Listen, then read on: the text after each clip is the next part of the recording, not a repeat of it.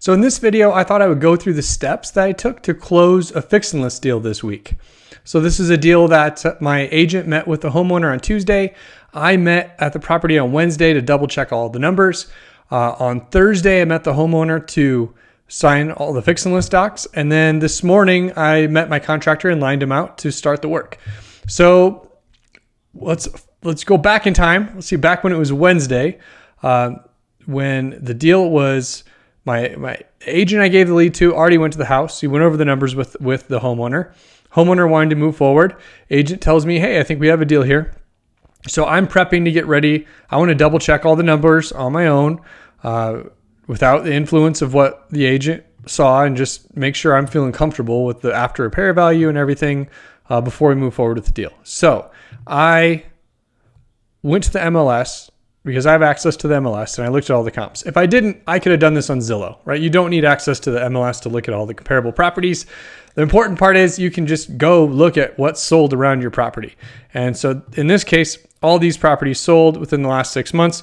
The ones with the blue checks on it are the ones that are similar square footage. So within a quarter mile, similar square footage, we have these 3, 4, 5 properties.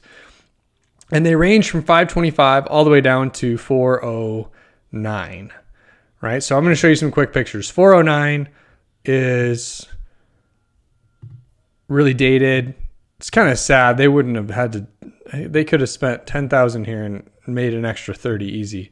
But they have the old dated laminate looking countertops and cabinets, and they have wallpaper up here. I mean, just getting rid of the wallpaper and fixing the colors would have went a long ways. But, outdated house. That's 409. All right. And when I looked at 440 was the next step up. When we look at 440, much cleaner looking. It's slightly outdated because it's this yellow tint that's not really in anymore, but it was updated probably like 15 years ago. Right? Small kitchen, closed off. Turns out ends up being the same floor plan as our house. So I saw short ceilings in the basement, but finished. Tile ceilings, kind of low end, but finished off. 440. All right, then we go 525. Pretty big jump to 525, but when we get to 525, this is much nicer. Nice open, wide open floor plan, fancier tile in the bathrooms, cleaner looking basement, nice patio area. Right, there's 525. Then we have 515. We're almost done with this. But again, nice looking, big, wide open floor plan. Nice finishes. There's another one at 500. It's more of the same. But they have a 1-car garage. Ours has a 2-car garage detached. So ours is worth, could potentially be worth more than this. But here, again, it's nice, wide open, remodeled, nice house. So I put together this spreadsheet. And this is the proceeds calculator you get in Fix and List Secrets. I use the same thing every day in my business. You can change it out for your logo if you want, but here I'm showing, I think as is could be as low as 405 and repaired could be as high as 530. I hadn't stepped in the house yet. Just looked at those comps, come up with this, right? So now I go to the house. This is Wednesday morning. I looked at everything. Wednesday afternoon, I go to the house, and after being in the house, I end up agreeing a lot more with the agent who I gave the lead to, that the floor plan had a really tight kitchen, similar to this comp we just saw here at 440. Yeah, this one. We have the same floor plan as this guy. We have a 2-car garage instead of a 1-car attached, but we cramped kitchen area, and there's really no way to open it up. And it's been remodeled a little, but you'll see it in the video. Later in this video, I'm going to show you a walkthrough of the actual house. So saw the house, agreed with the agent. Yeah, we probably shouldn't try to remodel this. We're not going to do new everything and try to get in the 500s. What we need to do, this particular house, which you'll see later in this video, is pretty messed up. Like, they took walls out between bedrooms and bathrooms. They just they screwed it up, and we just need to put it back to how it used to be. And to do that, it was going to cost $26,000 for the renovation, and they're going to go from 400 up to 440 on the sales price. We're conservative with that, right? It's a really good chance we're going to get 450 or higher. But with the coronavirus stuff going on, I don't really know how that's going to affect the market over the next month. We're going to get done with the renovations, be on the market. Maybe it takes a dive. So I didn't want to set expectations too high. So we set expectations really conservative with the buyer at 440. So this is how we landed. Sorry, with the seller, not buyer, with the seller. The seller loved it, said, hey, yeah, let's go do it. I want to try to get this extra $9,000 that we could get. I want to try to walk away with 384, not 373. So I went home that night and I created the documents. It's kind of a fill in the blank deal, but here's my business loan, business purpose affidavit. I share all these with you in the Fix and List Secrets course, but put in his name and the address. I filled out the construction services agreement, which the biggest part of that's just defining what we're going to do in the house.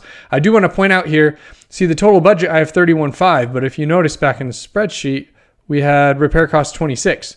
The reason it's not $26,000 and instead our budget is $31,500 on the construction services agreement, the note and the deed, so you're going to find it again, here we go, is I gave them $5,000 up front. So I gave the homeowner $5,000 and then added $5,500 to the note amount. So instead of $26,000, we're at $31,500. And then here's a list of the work we're doing, which you're going to see firsthand in this video here in a little bit. So that's that. Then we have the note and the deed.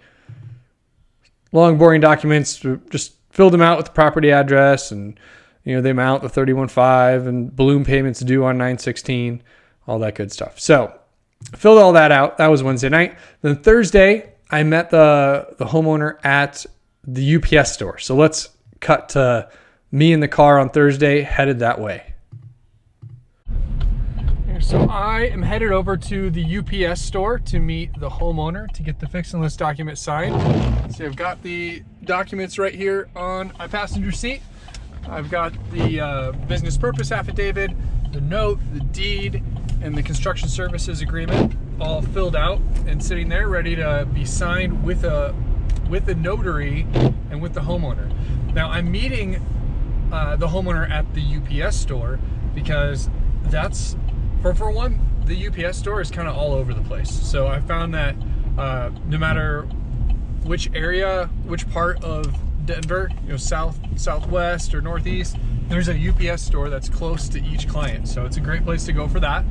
There's notaries there all the time and they only charge like $2. It's like $2 or $3 to notarize the documents.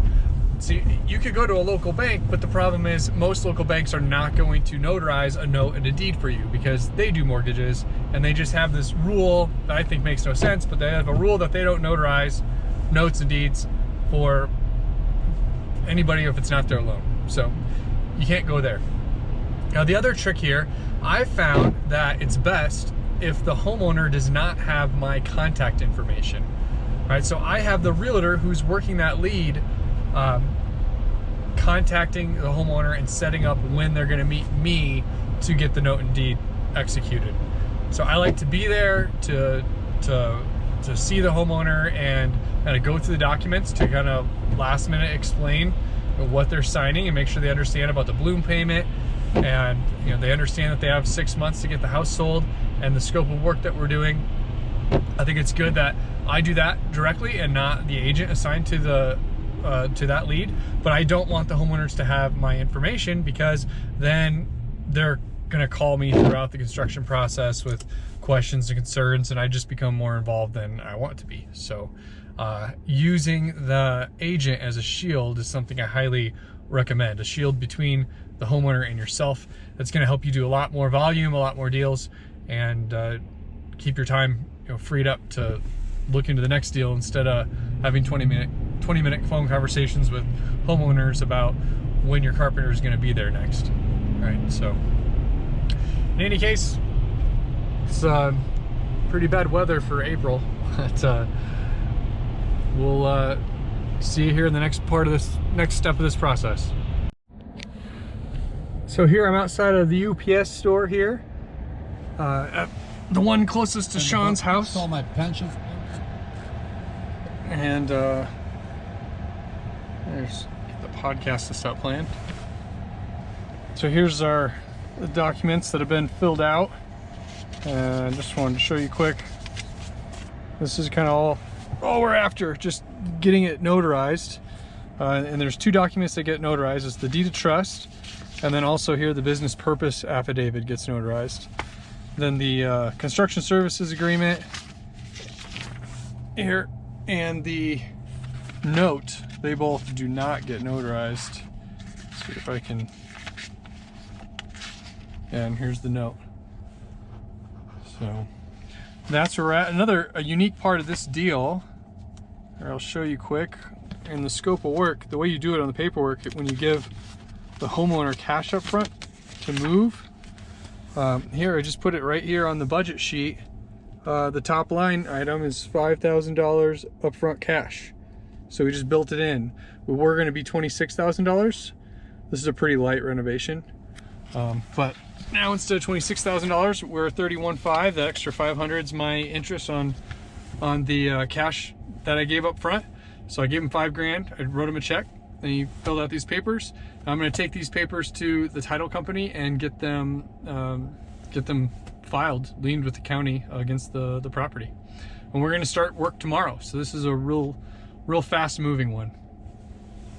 All right, so after you get the note and the deed and the rest of the fix and list documents signed, the whole purpose of that is so you can lien the property to protect yourself. So what I do is I email the scanned copy of the deed of trust to the closer at the closing company that I always use, and then she files it with the county for me. Now you could also file it yourself, but I just wanted to show you that it's this simple. Like, just scan it, have your deed and trust scanned and notarized, send it over to your closer. Closers, they add and remove liens from properties all the time, every day. Like, that's their main thing that they do.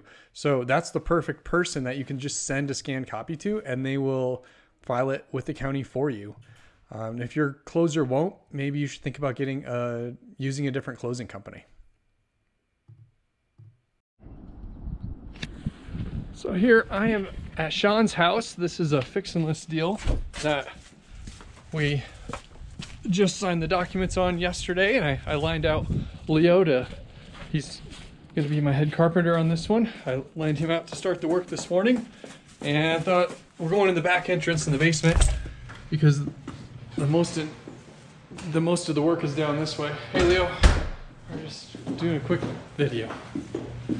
So here, what we're doing to help Sean sell for the most money is he's got a strange configuration of what could easily be a bedroom and a bathroom area that's kind of just the way it is, isn't really a proper bedroom and bathroom. It's all open to each other, kind of like an efficiency. So what we're going to do is we're ripping all this tile out. We're going to put in new vanities. We're going to put in a bathtub on. It'll come over to here. We're going to extend this out to here.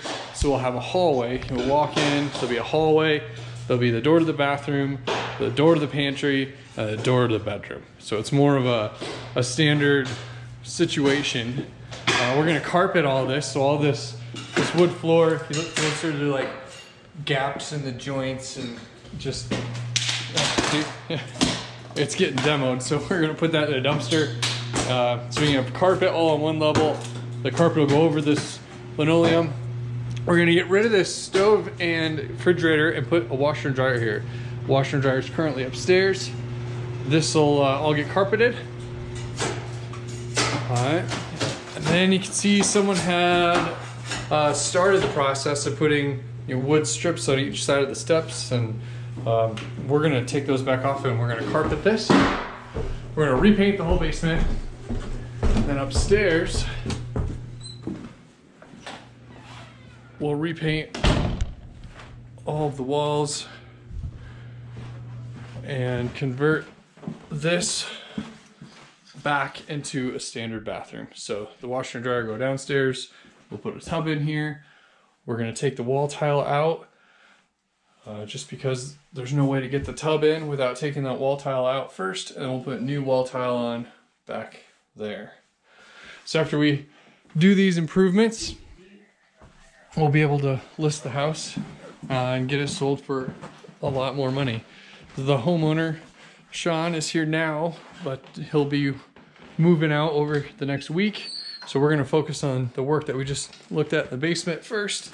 And as soon as that work's done, we'll come up here and finish painting up here and get Sean's house on the market hopefully in 3 weeks. So there, just one sec, Sean. I'm filming a quick video. That's everything we're doing in this property, and we'll see you in the next video. Thanks for watching.